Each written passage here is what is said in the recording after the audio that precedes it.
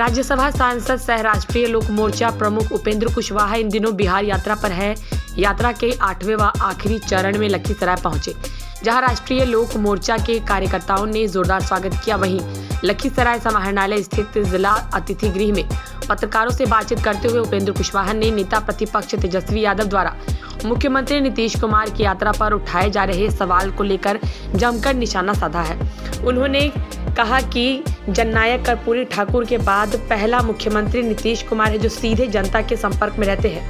उन्होंने कहा कि मुख्यमंत्री ग्राउंड जीरो पर जाकर योजनाओं की जमीनी हकीकत जानने के लिए इस यात्रा पर निकल रहे हैं। इसके लिए मुख्यमंत्री का आभार व्यक्त करना चाहिए। तेजस्वी यादव को भी इसका समर्थन करना चाहिए। वहीं वन नेशन वन इलेक्शन का समर्थन करते हुए कहा कि ये देश के लिए जरूरी है, विपक्ष को भी इसका समर्थन करना चाहिए। में जाने का कार्यक्रम था। इस यात्रा की शुरुआत करते हुए शाहबाद के इलाके से लेकर बिहार के लगभग सभी जिलों में कार्यक्रम हो चुका है। कुछ जिले शेष हैं जहां इस चरण में, अंतिम चरण में यात्रा पर हम निकले हैं। यहाँ लखीसराय होते हुए आज मुंगेर होकर भागलपुर और फिर उधर से बांका होते हुए पटना परसों दिन वापस होना है। मकसद है इस यात्रा का बिहार भर में फिर से एक बार माहौल बनाना एनडीए के पक्ष में, ताकि एनडीए की सरकार अगली बार 2025 विधानसभा चुनाव के माध्यम से बन सके। ऐसा बिहार के इंटरेस्ट में बहुत आवश्यक है, क्योंकि काम करने वाली सरकार है, दिल्ली की सरकार हो या पटना की सरकार, काम करने वाली सरकार है। इसको मौका मिलेगा तो और तेज गति से बिहार का विकास होगा। किसी चूक के कारण अगर फिर से पुराने लोग आ गए तो 2005 के पहले की स्थिति में बिहार लौट सकता है, और ऐसा हुआ तो बहुत दुर्भाग्यपूर्ण होगा पूरे राज्य के लिए। इसलिए सब लोगों से आग्रह है, यहाँ भी और बाकी जगह भी, लखीसराय के लोगों से भी आपके माध्यम से आग्रह है कि सब लोग मजबूती से एकजुटता के साथ एनडीए के साथ रहें। इस क्रम में हम जहाँ जहाँ जा रहे हैं वहाँ पार्टी के साथियों के साथ भी विमर्श कर रहे हैं, एनडीए के साथियों के साथ भी जहाँ संभव हो पा रहा है विमर्श कर रहे हैं, और कई जगह आम लोगों के साथ भी कार्यक्रम के माध्यम से हम मिल रहे हैं। कोशिश यही है कि सब जगह जाने के बाद लोगों से जो फीडबैक मिलेगा पूरे बिहार से यात्रा के समापन के उपरांत, इस फीडबैक को लेकर के एनडीए की मजबूत रणनीति हम सब लोग मिलकर बनाएंगे।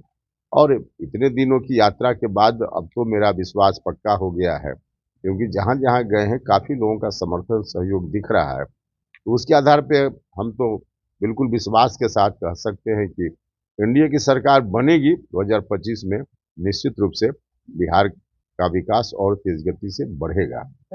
एक और इस कार्यक्रम के पीछे का मकसद है अपनी पार्टी को मजबूती देना। सदस्यता अभियान हमारी पार्टी का चल रहा है, तो हर जगह कोशिश है कि हमारी पार्टी का विस्तार संगठन के माध्यम से, सदस्यता अभियान के माध्यम से हर मतदान केंद्र तक, हर विधानसभा क्षेत्र तक हम पहुँचे, पार्टी पहुँचे, ताकि मजबूती के साथ आगे आने वाले दिनों में एनडीए में हम अपना योगदान कर सकें, बिहार के विकास में अपना योगदान कर सकें। सवाल उठाते हुए देखिए, पहली बार बीच में एक आध जननायक कर्पूरी ठाकुर जैसे नेता को छोड़ दीजिए कि जननेता थे, या उसके पहले आज़ादी के समय की बात छोड़ दीजिए, तो हाल के दिनों में जो भी मुख्यमंत्री हुए हैं, पहला मुख्यमंत्री हैं नीतीश जी कि जनता से डायरेक्ट कनेक्शन में रहते हैं। ऐसे पटना के एसी घर में बैठकर योजना बना लेना और क्या उपलब्धि है नहीं उपलब्धि है वही समीक्षा कर लेना, इससे असलियत क्या है वह सामने नहीं आ पाता है। तो मुख्यमंत्री जी ने जानबूझकर प्रोग्राम बनाया कि हम गांव में जाएंगे, ग्राउंड जीरो पर जाएंगे, लोगों से मिलेंगे, जिनके लिए हम योजना चला रहे हैं उनको क्या लाभ मिल रहा है नहीं मिल रहा है, वहाँ से फीडबैक लेंगे। तो इसके लिए तो मुख्यमंत्री जी का धन्यवाद किया जाना चाहिए। अब विरोधी पक्ष के लोग हैं, तो कोई भी काम अच्छा भी हो सरकार की ओर से तो उसकी हम आलोचना करें, यह तो ठीक नहीं है, तो तेजस्वी जी कर रहे हैं। One nation one election. हाँ, बिल्कुल बिल्कुल, यह देश के लिए उस शुभ दिन का इंतजार हम लोग कर रहे हैं, जिस दिन कानून बाज़ाब्ता बन करके और कार्यान्वयन की स्थिति आ जाएगी। मतलब एक देश एक चुनाव की स्थिति जिस दिन बन जाएगी, तो बहुत ही अच्छा पूरे देश के लिए होगा, क्योंकि इससे कई तरह का लाभ है।